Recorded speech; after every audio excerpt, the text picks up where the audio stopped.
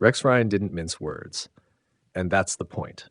When a blunt, high-profile commentator calls a rookie an embarrassment for talking about being a starter while not yet earning one, it's designed to do two things: provoke conversation and force perspective. What's worth unpacking is not just the soundbite itself, but the context behind it. The Browns' quarterback room, Shedeur Sanders' profile, the optics of media pressure, and the plausible paths forward for a franchise clearly searching for offensive answers. First, the facts. Shedeur Sanders arrives in Cleveland with a massive college resume, prodigious accuracy, gaudy touchdown numbers, elite college production, and a media footprint that's larger than most fifth-rounders. Those credentials create natural expectation. Then add the current Browns reality. A 1-3 start, an offense that sputtered, a 40-year-old starter, Joe Flacco, turning the ball over, and a fresh rookie, Dillon Gabriel. The team reportedly plans to audition. In that pressure cooker, Sanders' public confidence becomes fuel for critics and hope for fans. Rex Ryan's critique hits at two targets: Sanders' public posture and the coaching decision-making.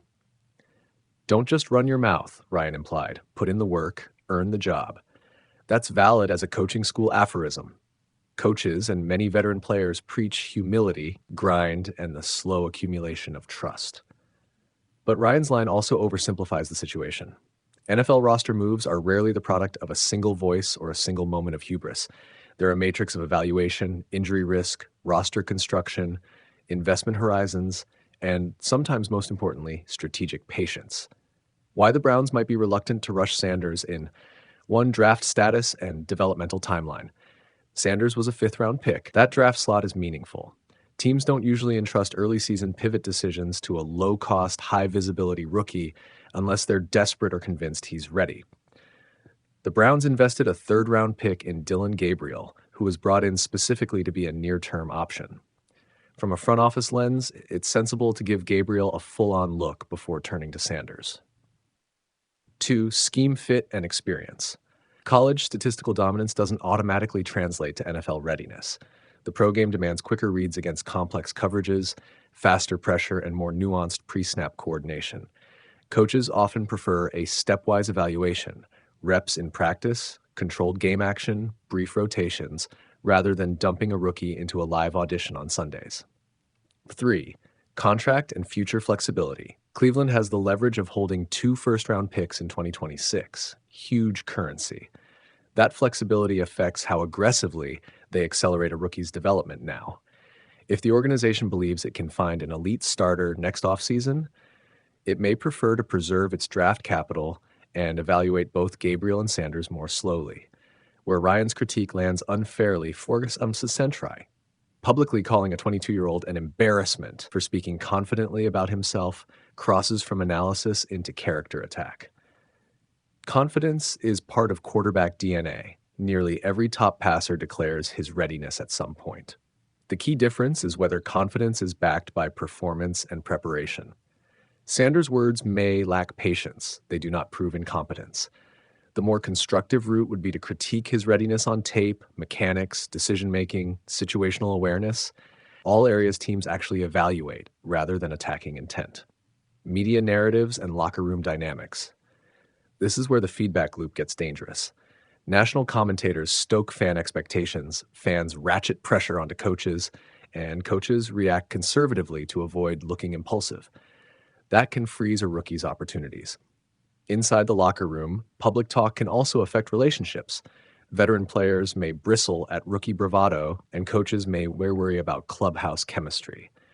If Sanders wants to accelerate his path, the most effective course is private work and performance that undermines the need for headlines. What Shedeur should do next: 1, control the controllables. Turn media soundbites into practice excellence. Dominate reps against scout team defenses. Show command in the huddle, cut down missed reads, and protect the football. Performance quiets critics more effectively than statements. 2, earn trust incrementally. Be the first guy coaches can rely on in a late-game rotation, then the first on the depth chart for spot packages. That incremental approach gives coaches confidence to expand roles without wrecking game plans. 3, manage media presence. Maintain a calm, measured public posture. Let play on the field define the narrative. Silence is not weakness when paired with demonstrable growth. What the Browns should do: 1. Give Gabriel a real window. If they've signaled a commitment to giving their third rounder a true audition, that should come with measurable expectations and a fair run of starts. If Gabriel performs well, it may settle the room. 2. Keep Shedeur near the action. Even if he's not the immediate backup, rotate him into meaningful scout reps and controlled scrimmage reps. If the team slides out of contention, give Sanders a late-season audition and document his readiness for 2026 decisions. 3. Communicate clearly. The organization would benefit from transparent internal messaging. Tell players what the plan is and why. That reduces noise and keeps development focused. Realistic outcomes.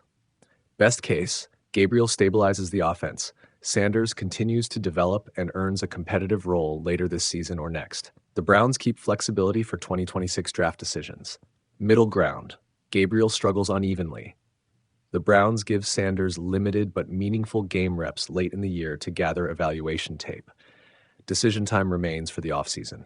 Worst case, media pressure and internal impatience force shaky decisions.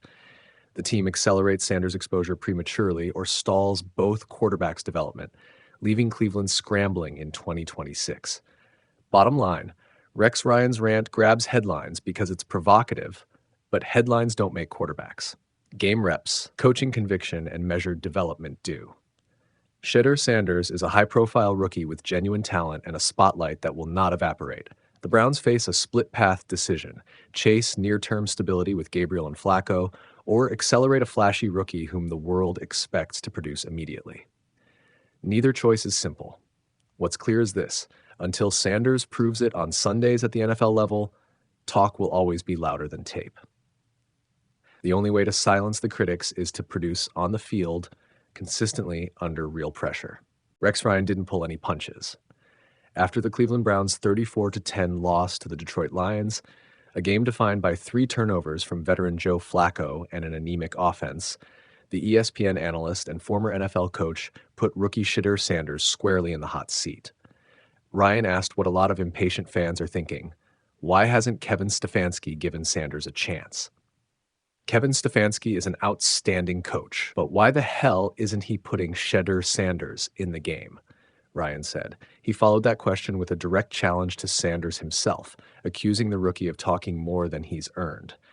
This kid talks and he runs his mouth. Get your ass in the front row and study and do all that.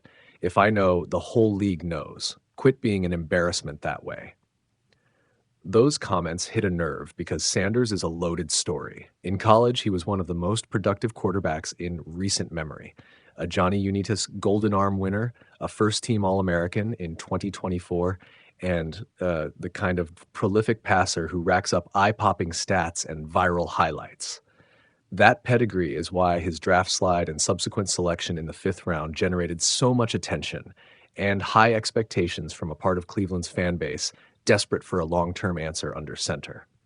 Still, college success doesn't automatically translate to NFL readiness. Sanders has yet to throw a regular season pass for the Browns.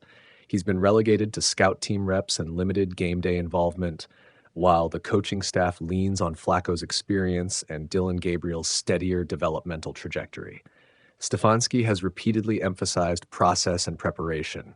His terse post-game line, "That's not my focus right now," underscored a preference for stability over media-driven theatrics.